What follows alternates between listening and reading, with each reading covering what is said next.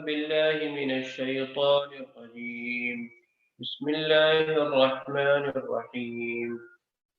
قد أفلح المؤمنون الذين هم في صلاتهم خاشعون والذين هم عن اللغو معرضون والذين هم للزكاة فاعلون والذين هم لفروجهم حافظون إلا على أزواجهم أو ما ملكت أيمانهم فإنهم غير ملومين.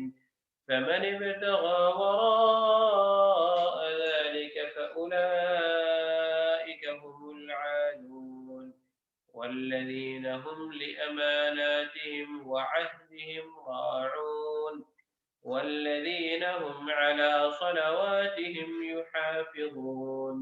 أولئك هم الوارثون الذين يرثون الفردوس هم فيها خالدون.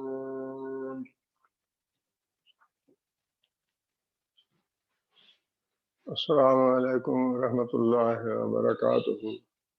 اعوذ باللہ من الشیطان الرجیم، بسم اللہ الرحمن الرحیم۔ اہل جنت کی صفات اللہ تعالیٰ بیان فرما رہے ہیں اس سورہ میں، اور پچھلے درس میں والذین هم لفروجہم حافظون، اس کے بارے میں ایک حصہ ہم نے پڑھا تھا۔ اس آیت کا مطلب یہ ہے کہ مومن لوگ، فلاح پانے والے لوگ، جنت میں جانے والے لوگ، ان کی ایک صفت یہ ہے کہ وہ اپنی شرمگاہوں کی حفاظت کرتے ہیں۔ شرمگاہوں کی حفاظت سے دو معنی مراد ہیں، ایک تو اپنے ستر کو چھپا کے رکھتے ہیں، اپنی شرمگاہوں کو چھپا کے رکھتے ہیں، اور دوسرا یہ کہ زنا سے بچتے ہیں، اپنی شرمگاہ کی حفاظت کرتے ہیں، اس عفت کی، پاک دامنی کی زندگی بسر کرتے ہیں۔ ستر کے بارے میں پچھلے درس میں گفتگو ہوئی تھی، اور آج اس کا جو دوسرا حصہ ہے اس کے بارے میں کچھ گزارش کرنا چاہتا ہوں۔ چونکہ اللہ تعالیٰ نے دوسری جگہ پہ یہ بات ارشاد فرمائی ہے، ویسے تو ان الفاظ کے ساتھ ہے، بعض دوسری جگہ پہ بھی قرآن مجید نے اللہ تعالیٰ نے روکا ہے زنا سے، والذین هم لفروجہم حافظون، ان الفاظ کے ساتھ، لیکن بعض جگہ پہ زنا کے الفاظ سے بھی اللہ تعالیٰ نے اس کو حرام قرار دیا ہے، اس کو کبیرہ گناہ قرار دیا ہے۔ اور سورہ بنی اسرائیل میں اللہ تعالیٰ نے یہ بات ارشاد فرمائی ہے، وَلَا تَقْرَبُوا الزِّنَا إِنَّهُ كَانَ فَاحِشَةً وَسَاءَ سَبِيلًا، کہ زنا کے قریب بھی نہ جاؤ، بے شک وہ بہت ہی بے حیائی کا اور برائی کا راستہ ہے۔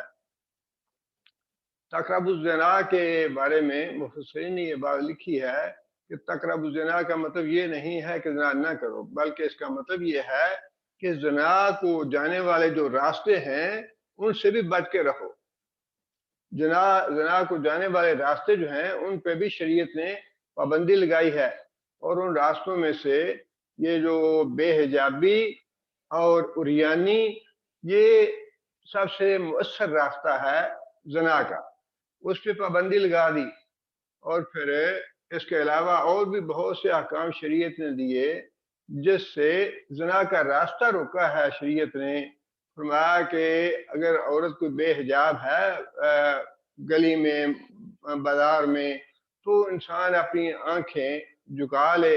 مردوں کو بھی یہ حکم ہے، عورتوں کو بھی یہ حکم ہے کہ ایک دوسرے کی طرف دیکھے نہ، اس لیے کہ یہ چیزیں جو ہیں انسان کی فطرت میں جو اللہ تعالیٰ نے چیزیں رکھی ہیں ان سے انکار کرنے کا خود انسان کا نقصان ہے۔ ان چیزوں سے جنسی اشتعال پیدا ہوتا ہے۔ اگر بے حجاب عورت ہے اور وہ فیشن کر کے، زیب و زینت کر کے باہر نکلی ہے، عورت مرد جو ہے وہ اس کو دیکھتا ہے، تو اس کے جو جنسی جذبات ہیں ان میں اشتعال پیدا ہونا یہ قدرتی بات ہے۔ اسی طرح فرمایا کہ عورت جو ہے وہ خوشبو لگا کے بازار میں نہ جائے، باہر نہ جائے، حتیٰ کہ اس بات سے بھی منع کیا گیا کہ عورتیں خوشبو لگا کے مسجد میں نہ آئیں۔ حضرت ابو ہریرہ رضی اللہ تعالیٰ عنہ کا واقعہ ہے کہ عورت جو ہے وہ مسجد میں جا رہی تھی، خوشبو آئی حضرت ابو ہریرہ کو، تو فرمایا کہ جا کے غسل کرو، ویسا ہی غسل جیسا تم جنابت کا غسل کرتی ہو، اور پھر مسجد میں آنا۔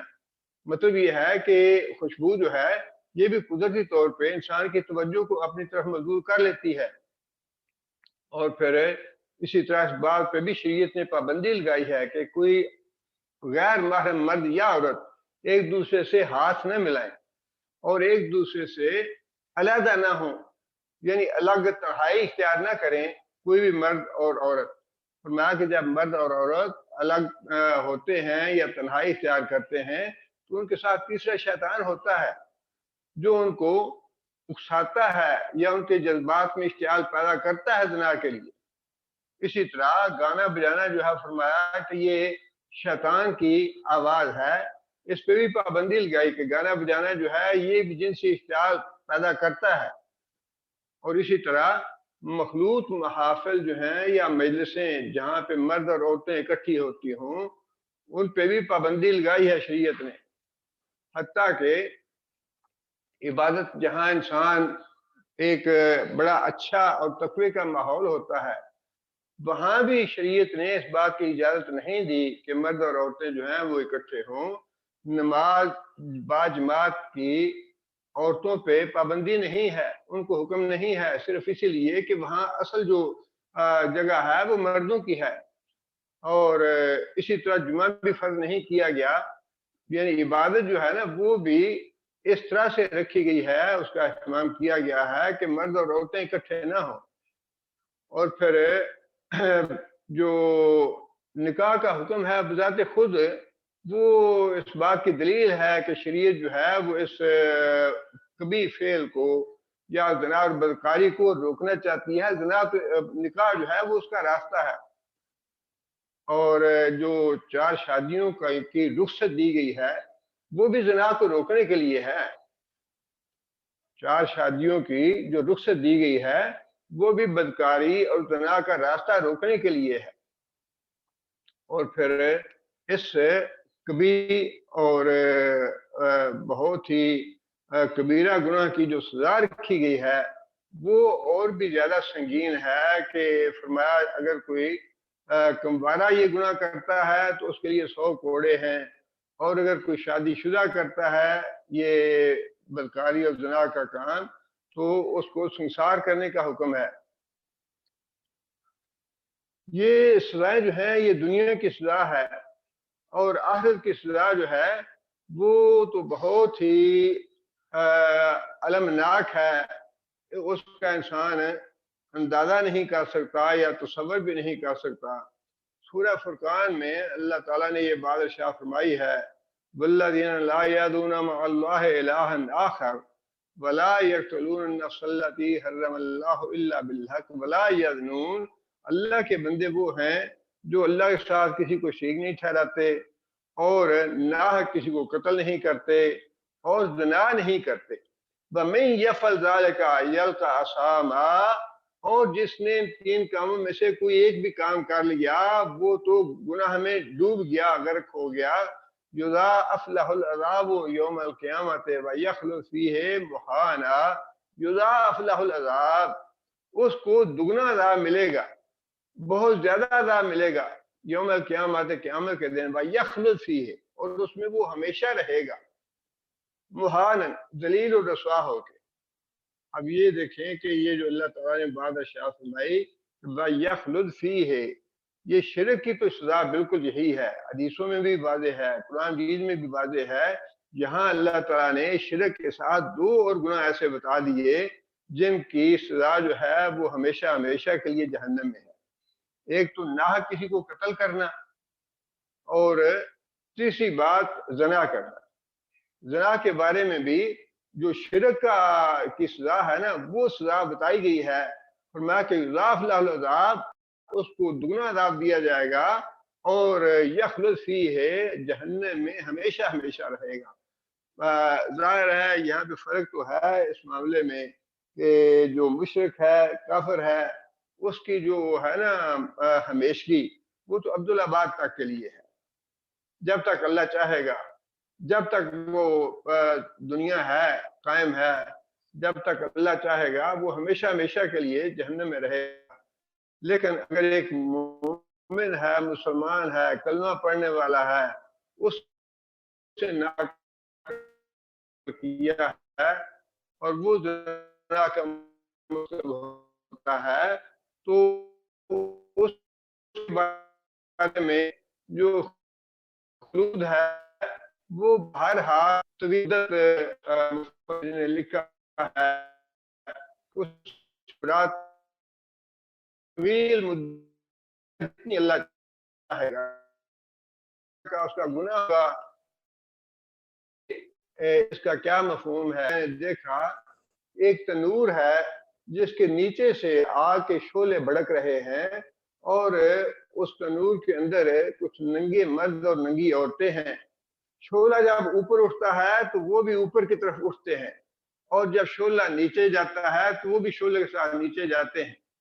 نبی صلی اللہ علیہ وسلم نے پوچھا فرشتوں سے کہ یہ کون لوگ ہیں، تو نبی صلی اللہ علیہ وسلم کو بتایا گیا کہ یہ زانی مرد اور زانی عورتیں ہیں۔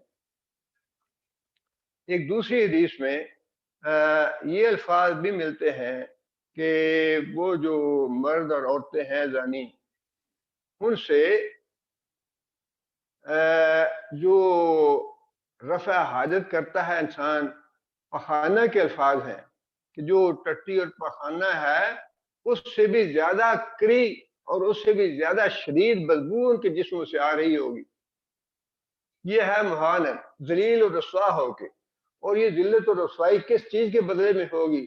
شارحین نے یہ بھی لکھا ہے کہ چونکہ زانی مرد اور زانی عورتیں جو ہیں دنیا میں خوشبو کا کثرت سے استعمال کرتے تھے اپنے آپ کو ایک دوسرے کے سے زیادہ کشش پیدا کرنے کے لیے، زیادہ سے زیادہ قربت حاصل کرنے کے لیے اچھی سے اچھی خوشبوئیں استعمال کرتے تھے، لہذا اس کے بدلے میں قیامت کے دن ان کے جسموں سے ایسی بدبو آئے گی جو پخانے اور ٹٹی سے بھی زیادہ بدتر بدبو ہوگی۔ اور اسی طرح یہ الفاظ بھی اسی حدیث میں ہے کہ ان کی صورتیں جو ہیں وہ بڑی ہی خطرناک اور ڈراؤنی بنا دی جائیں گی، بڑی بدصورت شکل ہو جائے گی ان کی، زانی مرد اور زانی عورتوں کی۔ اور اس کے بارے میں بھی شارحین نے بڑی اچھی بات لکھی ہے کہ ان کی صورتوں کو بدصورت بنا دینا اور ان کی ڈراؤنی شکلیں بنا دینا یہ اس وجہ سے ہوگا کہ دنیا میں وہ حسین و جمیل تلاش کرتے تھے زنا کے لیے، حسین و جمیل مرد، عورتیں ایسے حسین و جمیل مردوں کو تلاش کرتی تھی، اور مرد جو تھے وہ حسین و جمیل عورتوں کو تلاش کرتے تھے زنا کے لیے، بدکاری کے لیے۔ اس کا بدلہ ان کو اس طرح رسوا اور ذلیل کیا جائے گا کہ ان کی شکلیں جو ہیں وہ انتہائی ڈراؤنی اور خطرناک اور بڑی بدصورت بنا دی جائیں۔ یہ ہوگا بدلہ ان کے اس کبھی عمل کا۔ اور وہ جو فرمایا اللہ تعالیٰ نے کہ مہان ذلیل و رسوا کر کے وہاں رکھے جائیں گے، آگ کا عذاب تو ہوگا ہی۔ اور اس کو ذرا اس انداز سے سوچنا چاہیے، جہنم، اللہ تعالیٰ سے پناہ مانگنی چاہیے جہنم سے اور جہنم کے عذابوں سے، کہ یہ سزا اور یہ عذاب جو ہے یہ چند لمحے کا یا چند گھنٹوں کا یا چند دنوں کا نہیں ہوگا، چند ہفتوں کا یا چند مہینوں کا نہیں ہوگا، یہ تو مسلسل عذاب ہوگا، مسلسل عذاب ہوگا۔ اس میں کوئی وقفہ نہیں ہوگا۔ وقفہ مانگیں گے، وہ خازن سے کہیں گے یا خازن اللہ سے درخواست کرو کہ ہمیں کوئی تھوڑا سا مہلت دے دے، 1 گھنٹے کا وقفہ دے دے، ہم تھوڑی سی راحت کر لیں۔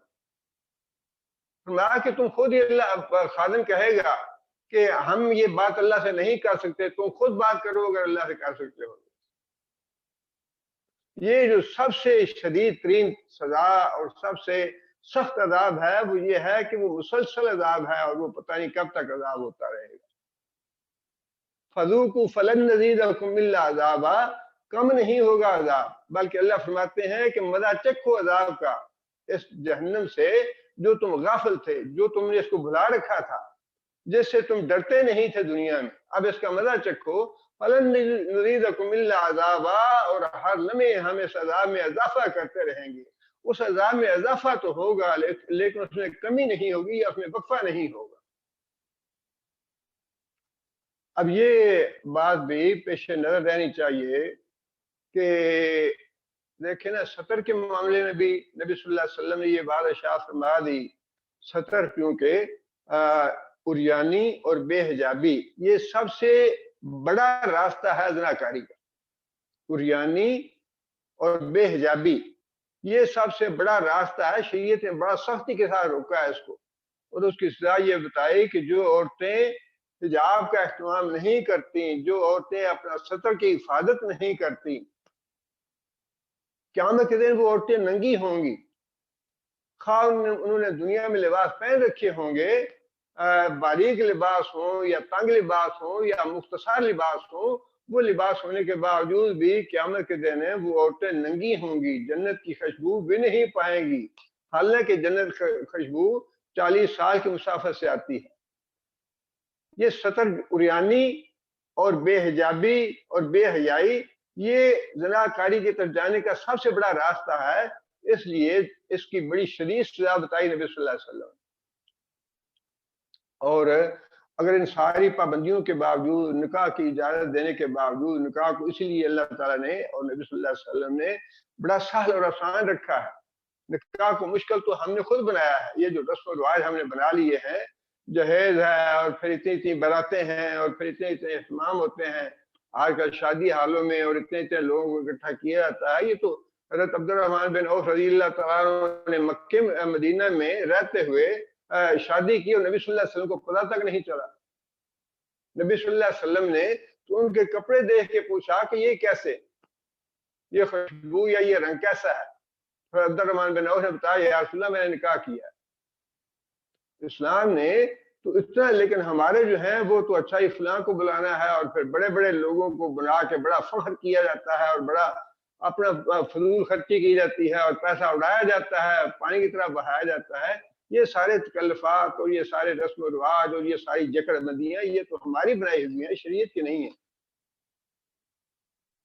اور یہ جو بدبخت لوگ کہتے ہیں کہ نکاح کی کیا ضرورت ہے، یہ میں ابھی بتاتا ہوں کہ اگر نکاح نہ کیا جائے، دیکھیں نا یہ نکاح جو ہے یہ اگر اتنا اہم نہ ہوتا تو پھر جنت میں جانے والے لوگ جو ہیں ان کو جو اللہ تعالیٰ نے حوریں دینی ہیں وہ نکاح کے بغیر بھی اللہ دے سکتے تھے کہ جاؤ ٹھیک ہے جنت میں جاؤ، تمہارے لیے یہ نعمتیں میں نے رکھی ہیں، جا کے ان سے فائدہ حاصل کرو۔ لیکن اللہ تعالیٰ نے تو جنت میں بھی یہ پابندی لگا رکھی ہے کہ جنت میں بھی تم حور کے پاس نہیں جا سکتے، کسی عورت کے پاس نہیں جا سکتے جب تک تمہارا نکاح نہ ہو جائے اس سے۔ دنیا میں کیسے ہو سکتا ہے؟ یہ تباہی ہے، یہ سوچ جو ہے نا، یہ سوچ بالکل تباہی اور بربادی کا راستہ ہے۔ اور یہ جو سزا رکھی ہے دنیا میں بھی اللہ تعالیٰ نے ایک تو زانی مرد اور عورتوں کے لیے جو انفرادی سزا رکھی ہے، بڑی شدید سزا ہے، اور جو اجتماعی سزا ہے وہ بھی بڑی شدید ہے۔ نبی صلی اللہ علیہ وسلم نے یہ بات ارشاد فرمائی ہے کہ جس قوم میں، جس بستی میں، جس ملک میں زنا عام ہو جائے، زنا کی کثرت ہو جائے تو اس میں اموات بڑھ جاتی ہیں، مہلک بیماریاں، نامعلوم مہلک بیماریاں عام ہو جاتی ہیں۔ یہ زنا کا نتیجہ ہے۔ یہ جو بیماریاں آ رہی ہیں نا، یہ فلاں کرونا آ گیا تو فلاں کرونا آ گیا اور اتنی موات ہو گئی، یہ بلا وجہ اور بلا سبب نہیں ہے، یہ ہمارے گناہوں کی وجہ سے ہیں، اور ان گناہ کی الگ الگ نبی صلی اللہ علیہ وسلم بتا دیا کہ اگر زکوٰۃ نہیں دو گے تو یہ وبال آئے گا، اگر تم بدکاری کرو گے تو یہ وبال آئے گا، گانا بجانے کی کثرت ہوگی تو یہ وبال آئے گا، شراب اور زنا کی کثرت ہوگی تو یہ وبال آئے گا۔ یہ ساری چیزیں نبی صلی اللہ علیہ وسلم نے بتائی ہیں، اور اس کے بارے میں بتایا زنا کے بارے میں کہ جس قوم میں زنا کی کثرت ہو جائے، جہاں لوگ کثرت کے ساتھ زنا کرنے لگیں، وہاں اموات کی کثرت اور مہلک بیماریوں کی کثرت ہو جائے گی، نامعلوم، پہلے ان کا پتہ ہی نہیں ہوگا، نام ہی نہیں کسی نے سنا ہوگا، ایسی بیماریاں مسلط کر دیں گے اللہ تعالیٰ۔ اور پھر ایک حدیث میں یہ بات بھی ارشاد فرمائی کہ زانی جو ہے اس کی دعا قبول نہیں ہوتی، زانی مرد ہو یا عورت ہو اس کی دعا قبول نہیں ہوتی۔ فرمایا کہ اللہ تعالیٰ، طبرانی کی حدیث آئیے کہ آسمان اول پہ جلوہ فرما ہوتے ہیں رات کے آخری حصے میں، اور پھر اللہ تعالیٰ یہ بات ارشاد فرماتے ہیں کہ ہے کوئی سوال کرنے والا، میں اس کی حاجت پوری کروں، کوئی ہے مشکل پیش کرنے والا، میں اس کی مشکل کشائی کروں، کوئی ہے بیمار جو صحت مانگنے والا ہو، میں اس کو صحت دوں۔ نبی صلی اللہ علیہ وسلم نے فرمایا کہ اللہ تعالیٰ سب کی دعائیں قبول کرتے ہیں، دو آدمیوں کے علاوہ اللہ تعالیٰ سب کی دعائیں قبول کر لیتے ہیں۔ ان دو آدمیوں میں سے ایک تو زانی ہے اور دوسرا ظالمانہ ٹیکس وصول کرنے والا حکمران۔ ظالمانہ ٹیکس وصول کرنے والا تشدد کے ساتھ، جبر کے ساتھ اور ناحق جیسے رعایا تباہ اور برباد ہو جائے، ٹیکس وصول کرنے والا اس کی دعا بھی قبول نہیں ہوگی، اور زانی مرد اور زانی عورت جو ہے اس کی دعا بھی قبول نہیں ہوگی۔ باقی جتنے بھی لوگ اللہ تعالیٰ سے دعا کریں گے اللہ تعالیٰ اس کی دعا قبول فرمائے گا۔ یہ تو سزا ہے، اجتماعی سزا ہے دنیا میں۔ سزا بھی بڑی شدید رکھی، اور نکاح کا معاملہ بھی بڑا آسان بنا دیا زنا روکنے کے لیے، حتیٰ کہ 4 نکاحوں کی، 4 شادیوں کی رخصت بھی دے دی زنا کو روکنے کے لیے۔ سوال یہ ہے کہ اتنی سخت پابندیاں اور اتنی سخت سزا اللہ تعالیٰ نے رکھی کیوں ہے؟ کیا فساد اور بگاڑ پیدا ہوتا ہے؟ کیا نقصان ہے زناکاری کے؟ مفسرین نے چند نکات کی طرف اشارہ کیا ہے اس کے لیے بھی۔ سب سے پہلی بات تو یہ ہے کہ اسلام جو ہے خاندانی نظام کو قائم دائم رکھنا چاہتا ہے، خاندانی نظام کی حفاظت کرتا ہے۔ عائلی جو ادارہ ہے، خاندان کا ادارہ جو ہے، اس کو مضبوط بنانا چاہتا ہے نکاح کے ساتھ۔ اور یہ جو زناکاری اور بدکاری کا راستہ ہے، سب سے پہلی ضرب اس کی اور سب سے پہلا بگاڑ اور فساد جو ہے وہ اسی خاندانی شناخت پہ پڑتا ہے۔ کسی کو یہ پتہ نہیں رہتا۔ دیکھیں نا، ہم کہتے ہیں جی اچھا آپ کا حسب نسب کیا ہے، بندہ کہتا ہے جی اچھا ہمارا خاندان فلاں ہے، میرے باپ کا نام یہ ہے، میرے دادے کا نام یہ ہے، میرے پردادے کا نام یہ ہے۔ یہ حسب نسب ہے۔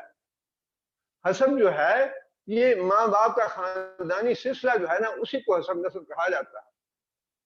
جو ماں کی طرف سے رشتہ ہوتا ہے یا سلسلہ ہوتا ہے خاندان کا، اس کو حسب کہتے ہیں، اور جو باپ کی طرف سے خاندانی سلسلہ ہے اس کو نسب کہا جاتا ہے۔ اب یہ حسب نسب جو ہے، اس پہ تو جہالت کے زمانے میں بھی زنا کو برا سمجھا جاتا تھا، اور جتنے بھی مذاہب اس سے پہلے گزرے ہیں ان سب میں زنا کو انتہائی کبیر اور برا گناہ سمجھا جاتا تھا۔ کبھی بھی اس کو اچھا کام نہیں سمجھا گیا۔ اور جو زمانہ جاہلیت میں جو خاندان تھے وہ تو اپنے خاندان بڑے فخر سے بتایا کرتے تھے، ہمارا خاندان قریش کا ہے، ہمارا خاندان ہاشمی ہے، ہمارا خاندان غامدی ہے، ہمارا خاندان قحطانی ہے، فلاں ہے فلاں ہے۔ تو یہ خاندانی جو نسب ہے، حسب نسب ہے، خاندانی سلسلہ جو ہے، اس پہ سب سے اس کی زنا کی سب سے پہلی کاری ضرب اسی خاندان پہ لگتی ہے، جس کو شریعت جو ہے وہ محفوظ بنانا چاہتی ہے۔ اس کے بعد دوسرا نقصان یہ ہے کہ یہ جو انسانی معاشرہ ہے یہ جانوروں کا معاشرہ نہیں ہے۔ انسانی معاشرے میں اس بات کی ضرورت ہے کہ انسان جو ہیں ایک دوسرے کے ساتھ محبت کے ساتھ، اخوت کے ساتھ، پیار کے ساتھ، شفقت کے ساتھ، محبت کے ساتھ رہیں۔ اور یہ شفقت اور محبت اور پیار اور خلوص یہ کب پیدا ہوتا ہے؟ یہ تب پیدا ہوتا ہے جب انسان یہ کہتا ہے یہ میرا بیٹا ہے، یہ میری بیٹی ہے، یہ میری ماں ہے، یہ میرا باپ ہے، یہ میرا بھائی ہے، یہ میرا بھتیجا ہے، یہ میرا بھانجا ہے، یہ میرا ماموں ہے۔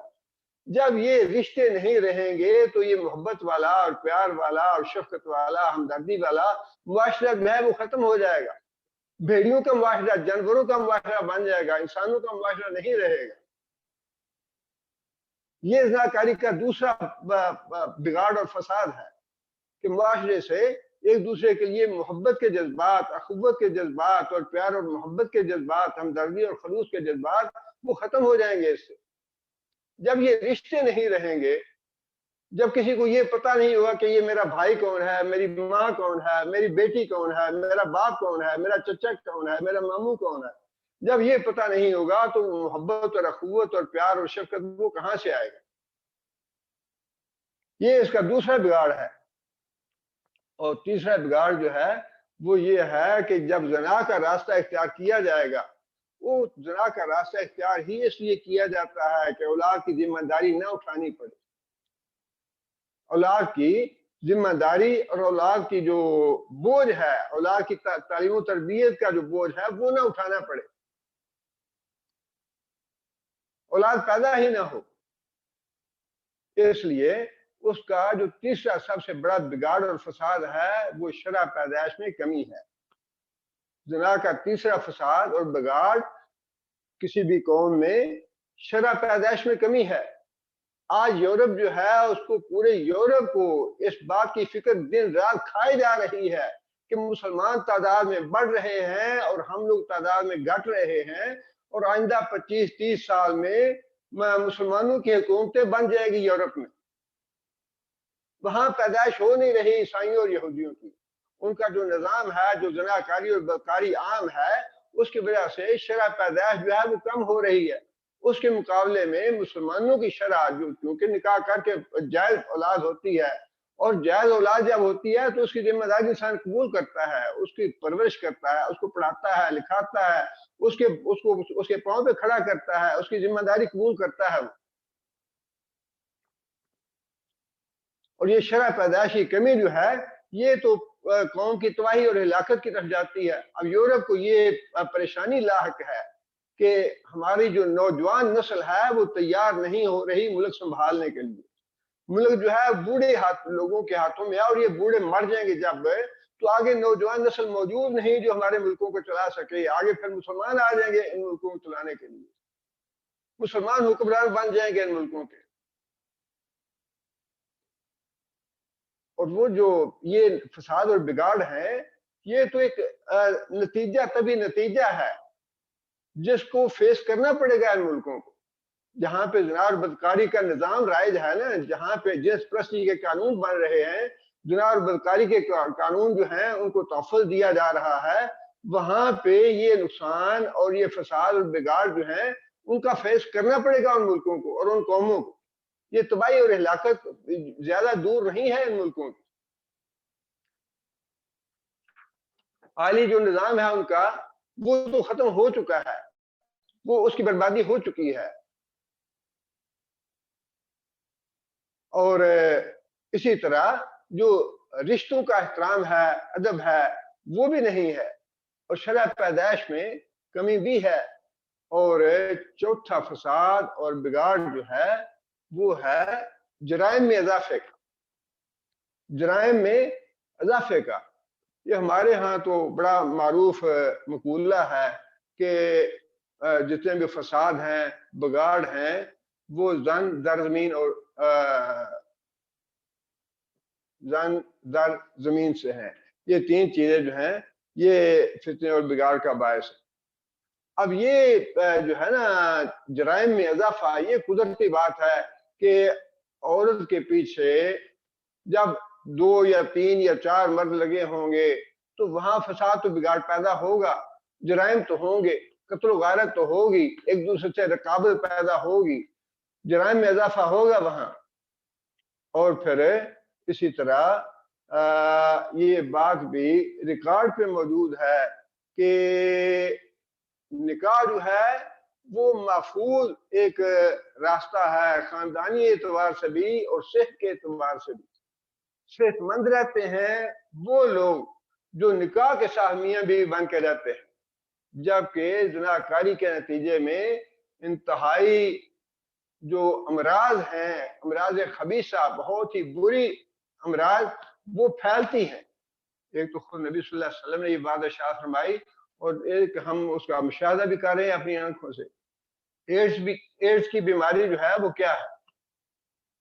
اسی طرح اور بھی بہت سی بیماریاں ہیں جو زناکاری اور بدکاری کے نتیجے میں پھیلتی ہیں، اور یہ وہی بات ہے جو نبی صلی اللہ علیہ وسلم نے ارشاد بھی فرمائی ہے کہ جب کسی قوم میں، کسی بستی میں زنا کی کثرت ہو جائے گی تو اس میں مہلک بیماریاں جو ہیں وہ پیدا ہونی شروع ہو جائیں گی، نامعلوم مہلک بیماریاں۔